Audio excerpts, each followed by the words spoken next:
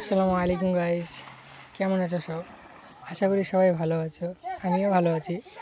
তো ব্যাপার হলো এটাই যে আজকে আমরা টাইম ঢালাই করব, তাই তোমাদের সামনে নতুন একটা ভিডিও নিয়ে চলে এলাম।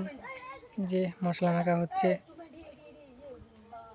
সবাই মশলা মাখাচ্ছে, এটা ঢালাই করা হবে।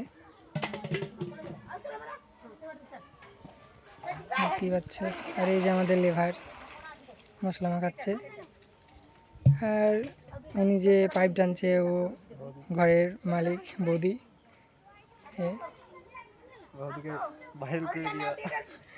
আর বৌদিকে একটু ভাইরাল করে দিও। কি খালাই তো তাড়াতাড়ি মশলাই পাথর দাও। দেখছি